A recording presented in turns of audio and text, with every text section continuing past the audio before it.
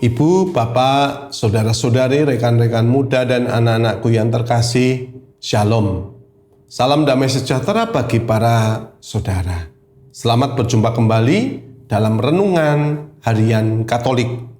Hari ini, hari Jumat, tanggal 19 Juni tahun 2026.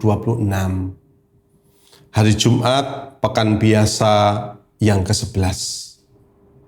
Tema renungan kita adalah salah investasi berujung klarifikasi.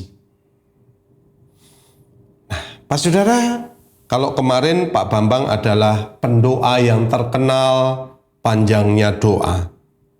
Tetapi ia adalah tipe orang yang FOMO soal investasi.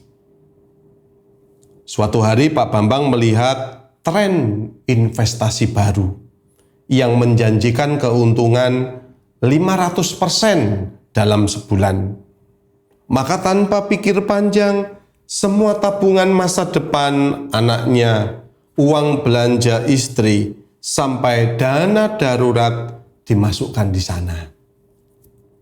3 bulan kemudian, aplikasinya scam. Penipuan. Kantor perusahaannya kosong melompong. Pak Bambang lemas, stres, dan harus menghadapi sidang paripurna dari istrinya di rumah. Saat curhat ke sahabatnya, Pak Bambang menangis.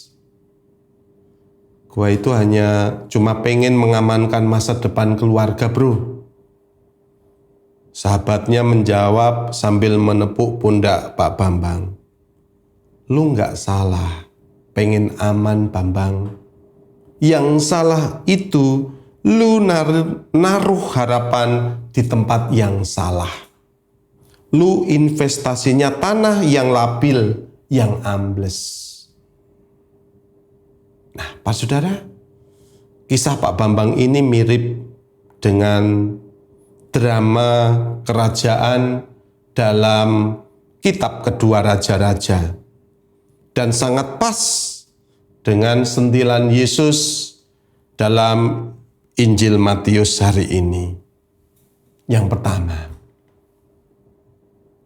gara-gara tahta, nenek pun jadi musuh.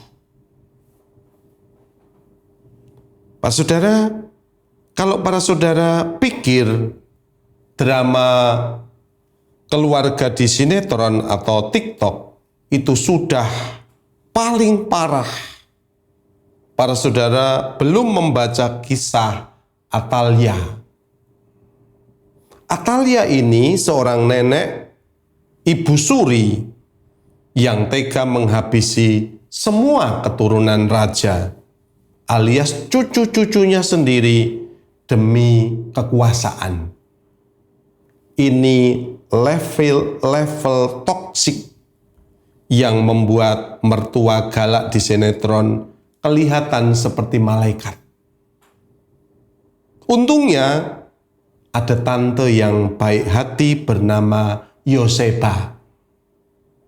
Dia menyembunyikan salah satu cucu bernama Yoas di kamar tidur, lalu di bait Allah selama 6 tahun. Bayangkan para saudara menyembunyikan anak kecil 6 tahun tanpa ketahuan. Tidak boleh tantrum, tidak boleh nangis keras-keras. Ini adalah hidden champion yang sesungguhnya. Atalia menimbun kekuasaan di bumi dengan cara darah dan kekerasan. Hasilnya apa? Berakhir tragis. Dan tragisnya instan begitu Yoas naik tahta. Kekuasaan duniawi itu seperti kosmetik waterproof. Kelihatan kokoh, tapi begitu kena air baptisan dan kebenaran Tuhan, bakal luntur juga. Yang kedua, para saudara, broker saham terbaik adalah Tuhan. Yesus hari ini memberikan tips finansial yang melampaui zaman. Jauh sebelum ada istilah kripto, saham, atau reksadana, Yesus berkata, jangan mengumpulkan harta di bumi ngengat dan karat merusaknya. Zaman sekarang, ngengat dan karat itu dapat kita gambarkan bisa berupa inflasi, aplikasi investasi bodong, atau gaya hidup flexing yang bikin dompet boncos. Mata adalah lampu tubuh, biasa yang dipakai pelita tubuh. Yesus bilang, kalau matamu jahat, gelaplah seluruh tubuhmu. Di kota besar, mata jahat itu seringkali muncul saat terjebak macet atau ketika scroll media sosial. Melihat orang lain punya mobil baru, langsung gelap mata, ingin beli juga, padahal saldo tipis. Yesus bukan melarang kita punya tabungan di bank untuk bayar cicilan atau bayar sekolah anak, tidak. Yesus sedang mengingatkan, di mana hatimu berada. Jangan sampai kita sibuk mengasuransikan mobil rumah kita, tetapi lupa mengasuransikan jiwa kita di hadapan Tuhan.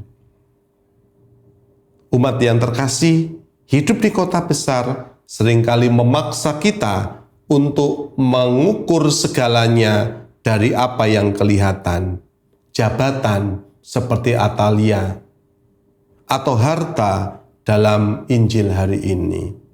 Namun hari ini kita diajak untuk menjadi investor yang cerdas. Investasi terbaik bukanlah pada barang-barang yang bisa disita oleh ngengat keduniawian, melainkan pada kasih, kesetiaan, dan pelayanan. Ketika kita kaya di hadapan Tuhan, hati kita akan tenang. Ketika kita kaya di hadapan Tuhan, kita akan jernih melihat sesama, dan kita tidak perlu hidup dalam ketakutan seperti Atalia yang selalu curiga pada sekeliling kita. Maka pesan bacaan hari ini adalah jangan sampai harta kita menjadi Tuhan. Dan jangan sampai Tuhan baru dicari saat kita kehabisan harta. Selamat berinvestasi untuk surga. Kemuliaan kepada Bapa dan Putra dan Roh Kudus, seperti pada permulaan, sekarang, selalu, dan sepanjang segala abad. Amin.